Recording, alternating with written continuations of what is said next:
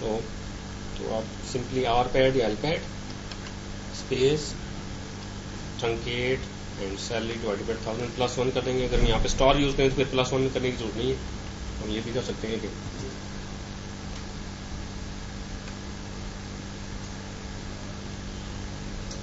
फिर हमें ये +1 करने की जरूरत नहीं है।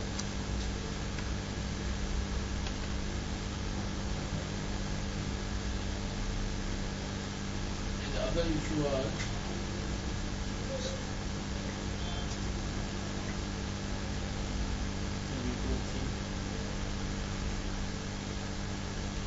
okay, let's say whatever he wants. Let's say select first name, comma last underscore name from employees where last underscore name like single quote ampersand L name, that's it. Enter value for, let's say it enters A, sorry, it will be, yeah, this is no row. no, it will be percentage, because it's like percentage. yeah.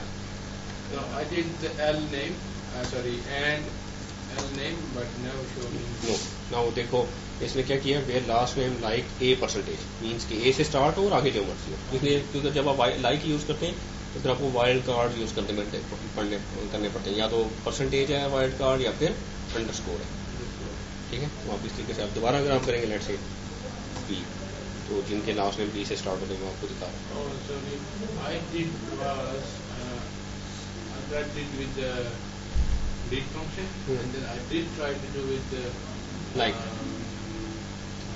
I said A because it says with the H. Yeah. No, it says with and sorry. It says that whatever user enters, let's say user another one. okay.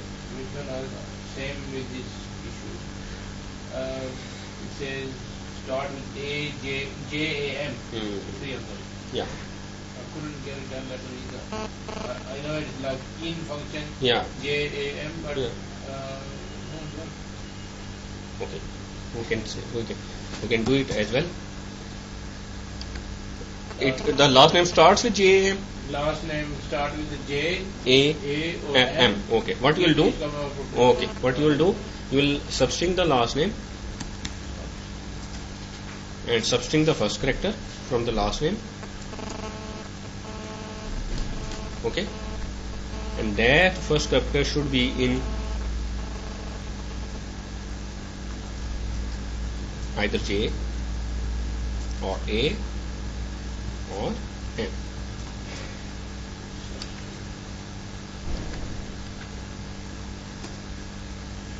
What it will do? Actually, it will substring. If I write it down here, substring last name. इसको मैं select में भी ले लूँगा तो आपको थोड़ा clear हो जाएगा कि ये क्या करेगा। ये देखिए, हर एम्प्लॉय का वो लास्ट नेम का पहला करेक्टर सबस्ट्रिंग कर रहा है, ठीक है ना। तो अब हमने क्या किया कि वो जो करेक्टर है वो होना चाहिए या तो J होना चाहिए या A होना चाहिए या M होना चाहिए। तो वो हर एम्प्लॉय का फर्स्ट नेम लास्ट नेम का पहला करेक्टर उठाएगा और देखेगा वो J है या A है या M है। अगर इनमें से कोई है तो वो डिस्प्ले करेगा, अदरवाइज नहीं करेगा। Yeah.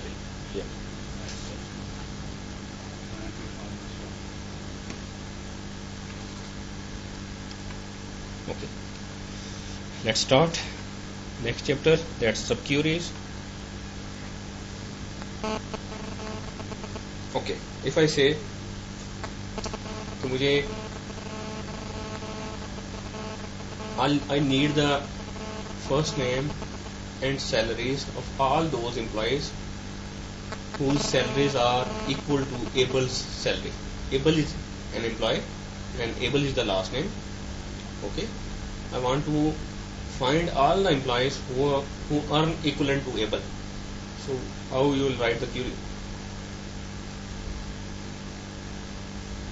या इसको सिंपल कर लेते हैं। मैं अगर आपको ये कहूँ कि मुझे ऐसे सारे एम्प्लॉयज के लास्ट नेम और सैलरीज शो करा दें जिनकी सैलरी 4000 के इक्वलेंट है, तो क्या करेंगे आप? सिंपली मुझे बता दें। आप वेयर में सिंपली बताएं, कंडीशन क्या लगाएंगे? Where salary equals to, 4,000. Okay. अब आपको ये डायरेक्ट वैल्यू पता थी कि 4000 के इक्वल जो होगी या लेस देन होगी या ग्रेटर देन होगी, वो आपने वैल्यू उठानी है। अगर मैं आपसे कहूँ कि ऐसे एम्प्लॉयज जिनकी सैलरी एबल की सैलरी के इक्वल है, वो शो करा Salary equal able. No, salary equal to तो कोई न्यूमेरिक हो सकती है ना, सैलरी तो एक नंबर है, तो वो तो आप उसको नाम के इक्वल तो नहीं कर सकते। Able salary. वो कैसे फाइंड करेगा? Able and then bracket salary. No, this is the this. अगर हमने एबल की सैलरी फाइंड करनी है तो कैसे करेंगे? Salary. एबल की सैलरी चाहिए मुझे, select salary Salary. From employees Where able.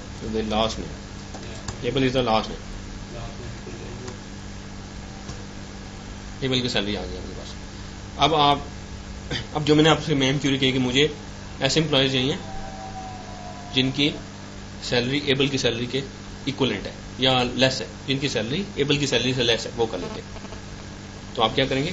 That first name. First underscore name comma salary from employees Where last where salary salary. Less than 11,000, ऐसे ही है। क्योंकि आपने एक पहले क्यूरी लिखी और उसमें एबल की सैलरी फाइंड कर ली, फिर एक और क्यूरी लिखेंगे उस सैलरी के बेस पे बाकी एम्प्लॉयज फाइंड करेंगे। दो क्यूरीज लिखनी पड़ेंगी आपको।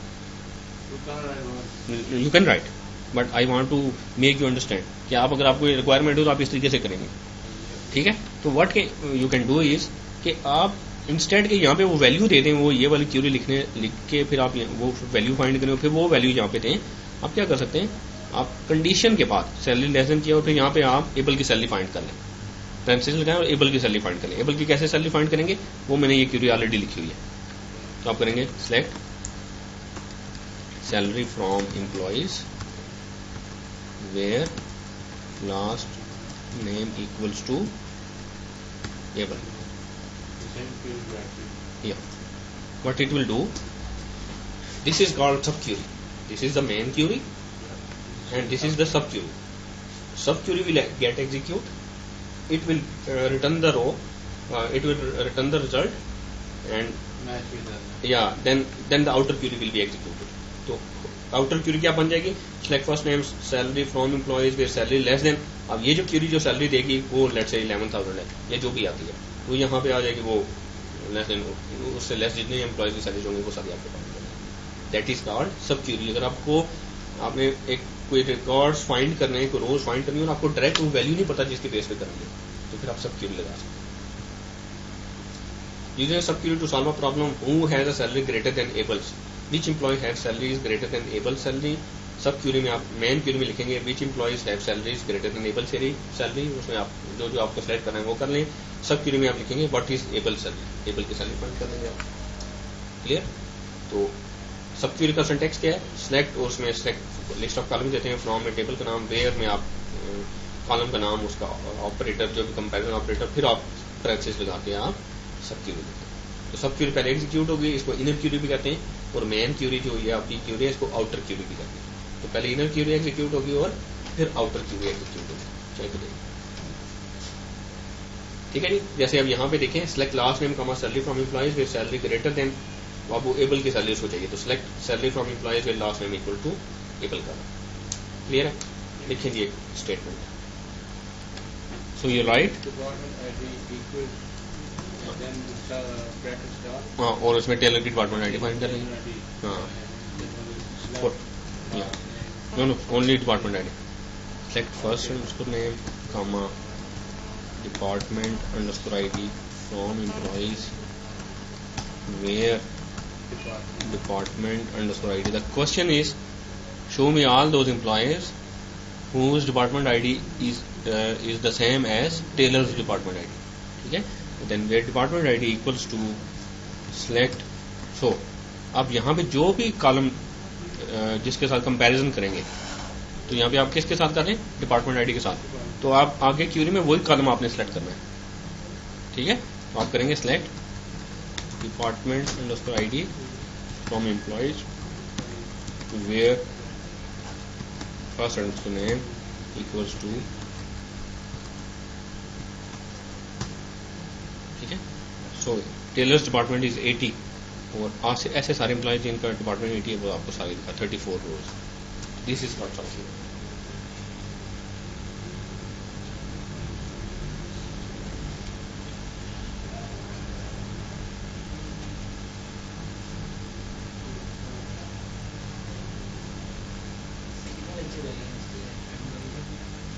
मेरे ख्याल में ये वीक लग जाएगा.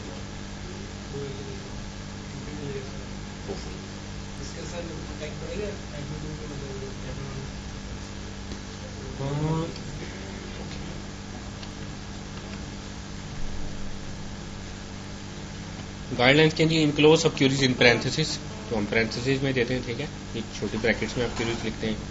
Place sub queries on the right side of the comparison condition for readability. However, the sub query can appear on either side of the comparison. आप लेफ्ट साइड पे भी लिख सकते हैं, राइट साइड पे भी लिख सकते हैं. Use single row operators with single row sub queries and multiple row operators with multiple row sub queries. आप जो ऑपरेटर सिंगल रो ऑपरेटर कौन है, इक्वल टू के बाद एक वैल्यू दे सकते हैं, ग्रेटर देन के बाद एक वैल्यू दे सकते हैं, लेस देन के बाद एक वैल्यू दे सकते हैं. ठीक है, these are called single row operators. In एक ऐसा ऑपरेटर जिसमें मल्टीपल लिस्ट ऑफ वैल्यू दे सकते हैं, वो मल्टीपल रो ऑपरेटर है. इन हो गया और इन है मल्टीपल रो और रिपीटिंग इन हो गया. ठीक है, और इसके अलावा बाकी जितने आपके ऑपरेटर हैं वो सिंगल रो ऑपरेटर हैं. तो आगे चल के देखते हैं. सिंगल रो सब क्यूरीज है, दो तरह की क्यूरीज है. एक सिंगल रो जो कि आपकी जो सब क्यूरी है वो एक ही रो रिटर्न करती है, तो वो सिंगल रो सब क्यूरी कहलाती है. अगर आपकी सब क्यूरी एक से ज्यादा रोज रिटर्न करे तो फिर वो मल्टीपल रो सब क्यूरी कहलाएगी. तो ये सिंगल रो ऑपरेटर हैं. अगर आप सिंगल रो सब क्यूरी यूज करेंगे तो इनमें से कोई ऑपरेटर आप यूज करेंगे. फॉर एग्जांपल जैसे ये है, ऐसे एम्प्लॉयज जिनकी जॉब आईडी वही है जो टेलर की जॉब आईडी है और जिनकी जॉब लेकिन जिनकी सैलरी टेलर की सैलरी से ज़्यादा है. तो वो कह रहा है कि where job ID equals to Taylor की जॉब आईडी फाइंड कर रहा है and salary greater than select salary from employees where last name equals to Taylor. तो आप मल्टीपल सब क्यूरीज देख सकते हैं हर क्लॉज के अंदर, हर कंडीशन के अंदर सब क्यूरी देखते हैं. तो लिखिए आप जी सब क्यूरी.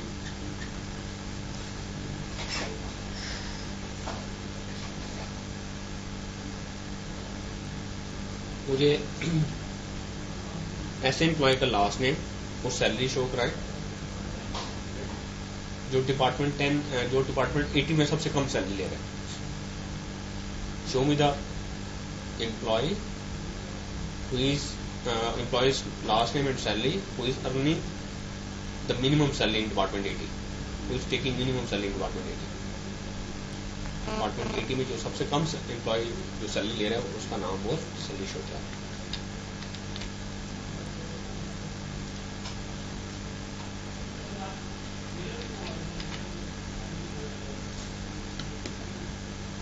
या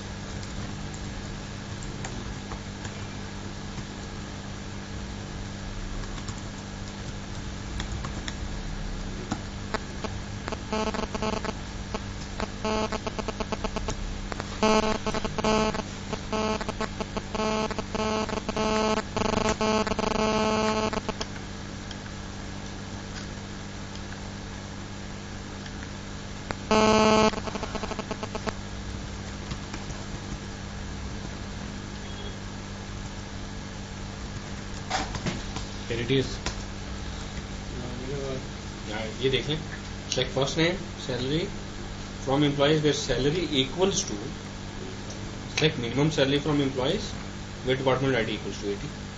डिपार्टमेंट 80 की मिनिमम सैलरी अगर आपने फाइंड करनी है तो आप क्या करेंगे, select minimum salary from employees where department ID equals to 80. So it will return the minimum salary of department 80 and on that salary you will find the employee that whose salary is equivalent to that salary.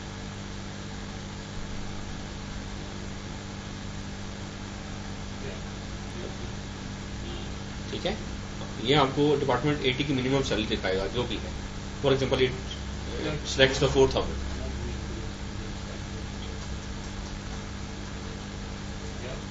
ठीक है। तो फिर वो ऐसा employ जिसकी salary 4000 के equivalent है वो आपको दिखा देगा। लेट्स से अगर ये 4000 तो फिर रन करते हैं तो ये 6100 है और ये उसके पास है।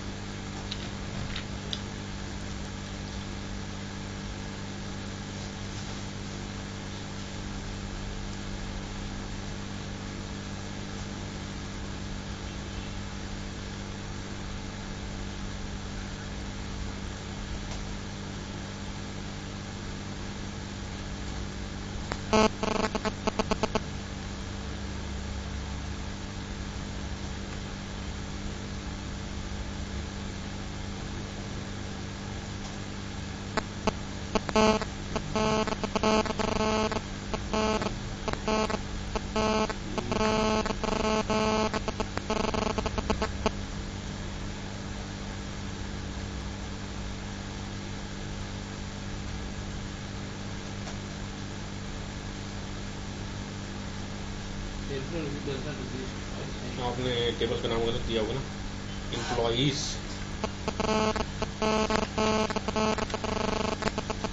यूजिंग ग्रुप फंक्शन इन सब क्यूरी में आप ग्रुप फंक्शन यूज कर सकते हैं, जैसे मैंने अभी किया जी। वो ये करना चाह रहा है कि ऐसे एम्प्लॉय का लास्ट नेम, जॉब आईडी और सैलरी फाइंड करना चाह रहा है जो सबसे कम सैलरी दे रहा है। उसने किया जी where salary equals to select minimum salary from employees. तो सारे एम्प्लॉयज की सैलरी में से जो सबसे कम सैलरी होगी वो उठाएगा, तो वो फिर वेयर सैलरी इक्वल टू वो करेगा, वो सैलरी जिसकी इक्वलेंट आ जाएगी उस एम्प्लॉय का नाम और जॉब आईडी और सैलरी। इट मीन्स कि he wants to show the employee who is earning least या minimum.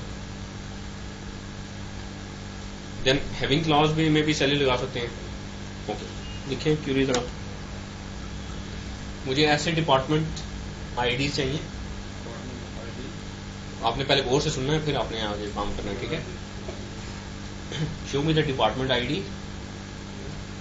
and sum of salaries of those departments, sum of salaries of those departments whose sum of salary is greater than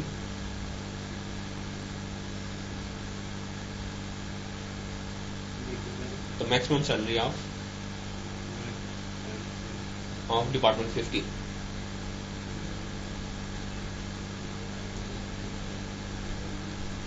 very important है कि आपने क्या find करना है, क्या कैसे करना है, ये क्वेश्चन को अंडरस्टैंड करना बहुत जरूरी है।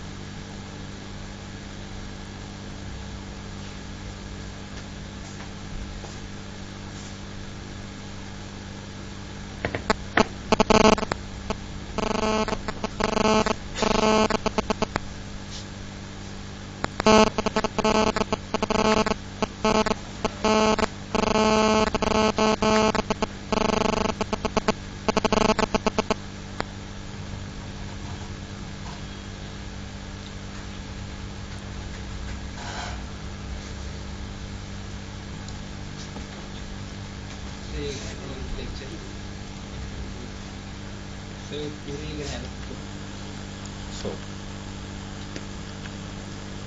I need department ID and sum of salary from employees group by department underscore ID। अच्छा, अब जिनकी सम ऑफ सैलरी, ऐसे डिपार्टमेंट जिनकी सम ऑफ सैलरी डिपार्टमेंट 80 की मैक्सिमम सैलरी या डिपार्टमेंट 50 की मैक्सिमम सैलरी से ज़्यादा है, तो हैविंग, क्योंकि हमने पढ़ा था last time having sum of salary greater than, हमने पढ़ा था कि जब भी आप ग्रुप फंक्शन यूज़ करेंगे उसके साथ वेयर नहीं यूज़ होगा, उसके साथ हैविंग यूज़ होगा। And select max salary from employees where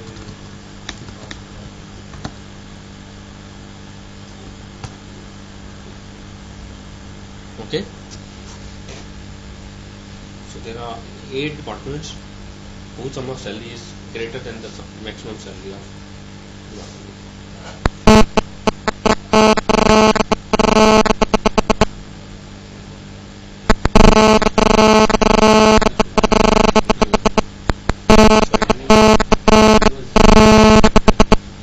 fifth, I think. Sixth. Yeah. Because each chapter is interrelated.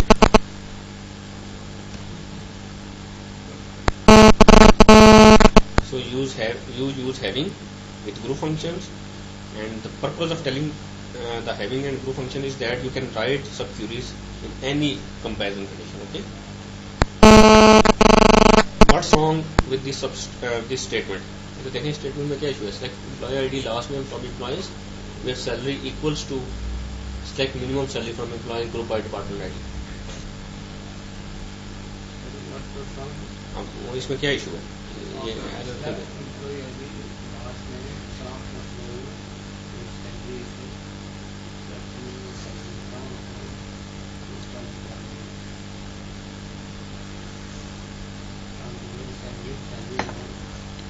Inner query क्या रिटर्न करेगी?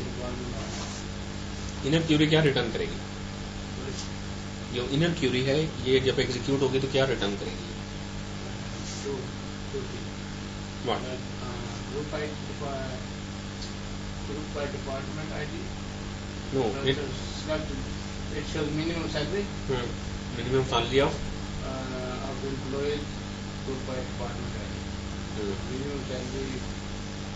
किसकी मिनिमम सैलरी? employees. सारे एम्प्लॉयज में से सब में से जो सबसे कम सैलरी ले रहा है उसकी सैलरी रिटर्न करेगा. ग्रुप बाय डिपार्टमेंट आईडी का मतलब ये है कि वो मिनिमम सैलरी का फंक्शन डिपार्टमेंट आईडी के ऊपर लगेगा. डिपार्टमेंट 10 की मिनिमम सैलरी, डिपार्टमेंट 20 की मिनिमम सैलरी, हर डिपार्टमेंट की ईच डिपार्टमेंट में से ग्रुप बाय में आपने जो कॉलम दिया है इट मीन्स के उस कॉलम की बेस पे ग्रुपिंग करेगा. आपने किया ग्रुप बाय डिपार्टमेंट आईडी, अब वो डिपार्टमेंट 10 की सैलरी लेगा उनमें से मिनिमम सैलरी फाइंड करेगा. डिपार्टमेंट 20 की मिनिमम सैलरी सारी सैलरी लेगा उनमें से मिनिमम सैलरी फाइंड करेगा एंड सो ऑन. तो it will return the minimum salary of each department. So if there are 15 departments, it will return 15 minimum salaries. Okay. So the issue is here you have used equal to sign. It is equal to operator, and with equal to operator you can only after equal to operator you can only use value. So it is one value. So that's why it says single row operator with multiple row subquery. This is single row operator. Equal to is the single row operator and subquery is returning multiple rows. So what is the solution? The solution is either you replace this single row operator with multiple row operator like in, or you eliminate this group by statement so that it only finds the minimum salary of from whole employees department. Okay.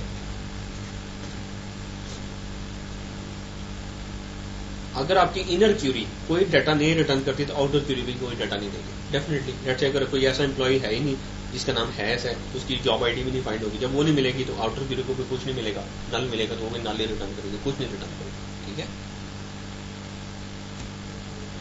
Multiple row sub curies अगर आपने आपकी सब Curie एक से ज्यादा रोज return करनी है जैसे हमने देखा अभी, तो फिर आप इन का ऑपरेटर यूज करेंगे या फिर एनी यूज करेंगे या फिर ऑल यूज करेंगे.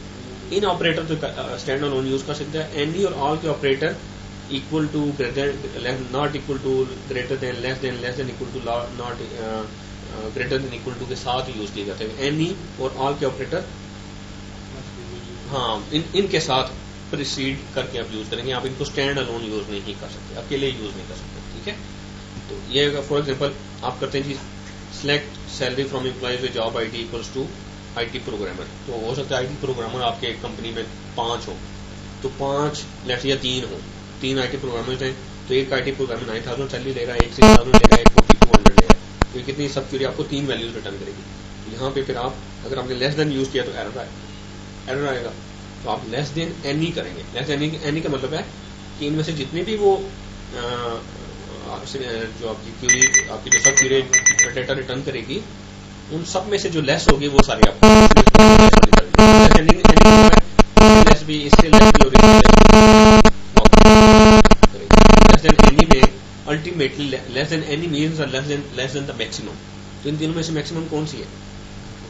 9000।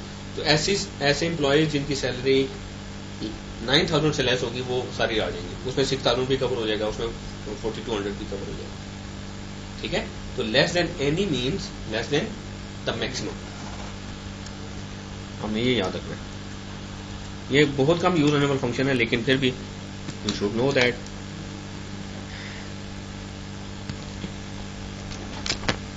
ये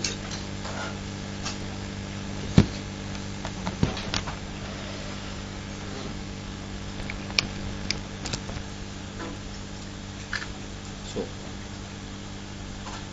less than any means less than the maximum, और लेस देन ऑल अगर आप यूज करते हैं, दो ऑपरेटर्स है ना, एक एनी का है और एक ऑल का। Less than all means less than the minimum. इसी तरीके से अगर आप ग्रेटर देन के साथ इसको यूज करेंगे, greater than any means greater than the minimum, और greater than all means greater than the maximum. For example आप करते हैं जी where salary less than all, और आप करते हैं जी सैलरी 1000। आपकी एक सब क्यूरी है, आपको 1000, 2000 और 3000 रिटर्न करती है। तो क्या होगा? आपने कहा जी कि ऐसे एम्प्लॉयज जिनकी सैलरी इन सैलरीज में से सबसे कम है, तो आपने कहा जी लेस देन ऑल। तो less than all is this.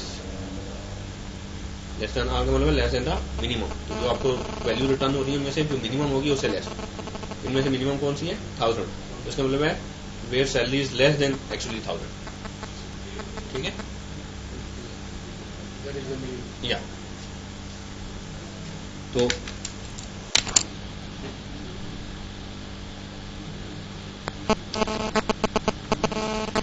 अगर आप लेट से आपकी सब क्यूरी एक से ज्यादा रोज रिटर्न कर रही है और आपने लेस देन या ग्रेटर देन के ऑपरेटर यूज कर रहे हैं, तो फिर जो एरर आएगा। ठीक है। क्योंकि आपकी अगर सब क्यूरी एक से ज्यादा रोज रिटर्न कर रही है तो आप लेस देन ग्रेटर देन के ऑपरेटर यूज नहीं कर सकते, क्योंकि उनके बाद एक वैल्यू यूज की जाए और आपकी सब क्यूरी एक से ज्यादा एरर आ जाएगा। तो अगर आपने मजबूरी है कि आपने लेस देन और ग्रेटर देन के ऑपरेटर यूज करने, तो फिर उनके साथ एनी या ऑल का ऑपरेटर यूज करेंगे, तो फिर वो मल्टीपल रो ऑपरेटर बन जाएंगे। क्लियर है? तो फिर अगर आप लेस देन एनी यूज करेंगे तो फिर आपको पता होना चाहिए कि क्या करेगा वो। तो लेस देन एनी का मतलब है कि वो जो सब क्यूरी जो वैल्यूज देगी मल्टीपल, उनमें से जो मैक्सिमम सैलरी होगी जो मैक्सिमम वैल्यू होगी उससे लेस वाली सारी इसमें कवर हो जाएंगी, वो आ जाएंगी इसमें सारी। ऐसे एम्प्लॉयज भी आ जाएंगे जो 9000 से कम ले रहे हैं सैलरी, ऐसे भी एम्प्लॉयज भी आ जाएंगे जो 6000 से कम ले रहे हैं, ऐसे एम्प्लॉयज भी आ जाएंगे जो 4200 से कम ले रहे हैं। अल्टीमेटली इट मीन्स कि ऐसे एम्प्लॉयज जो 9000 से कम सैलरी ले रहे हैं वो सारे आ जाएंगे। तो उसमें 6000 और जी या देखें, या definitely no, it is showing less than, so it will not be included. It is showing that less than. Yeah, because it's less than 9000. So the maximum, only one figure will be Yeah, distributed. yeah, And the rest all Yeah. will come. yeah. And the other theory we can use to see the other. Yeah. Less than all. Less than all means सबसे कम. Less than all means सब whole. सबसे कम। तो सबसे कम क्या है जी 4200। तो less than all means के ultimately 4200 से जो सबसे 4200 से भी कम होगी वो आपको रिटर्न करेगा। मीन्स के less than all means less than the minimum. जो वैल्यूज आपकी सबकी रिटर्न करेगी उसमें जो मिनिमम वैल्यू होगी उससे जो लेस होंगी वो सिर्फ दिखाएगा। तो लेस देन ऑल मीन्स के आप इसमें देखें रिटर्न में रिजल्ट में 9000 से लेस वाली वैल्यूज नहीं आएंगी, 6000 से लेस वाली नहीं आएंगी, 4200 से लेस वाली आएंगी। 35 आ रहा है, 31 आ रहा है, 26 आ रहा है, 25 आ रहा है। तो ये दोनों नहीं होंगे। जो लेस देन मिनिमम होगी, जो मिनिमम होगी उससे लेस वाली सारी आ जाएगी। उससे छोटे हाँ, तो लेस देन ऑल का मतलब है लेस देन द मिनिमम, जो आपकी वो सब जो वैल्यूज रिटर्न करेंगे उसमें जो मिनिमम होगी, अगर आपने लेस देन ऑल किया तो वो जो मिनिमम होगी उससे लेस वाली सारी आपको मिलेगी। or no, it makes sense. या Less than all means Yeah. sub query what is returned. या उनमें से जो सबसे All कम होगी। less. हाँ, या Okay. Okay, I'm trying to make a link. या Suddenly see. it's actually it's difficult to understand, but once you make understand, No, okay, I know it's not it. okay, good. So the same is the case here. Okay, less than, there are two examples, less than any, less than or greater than any, greater than. Okay. Okay. And null values in a subquery, if subquery returns null value and you use not in operator, so if subquery returns a single null of value, all outer query will return null. Okay, so always use NVL function when you are using null queries and you are using not in operator in the outer query. That's it about chapter.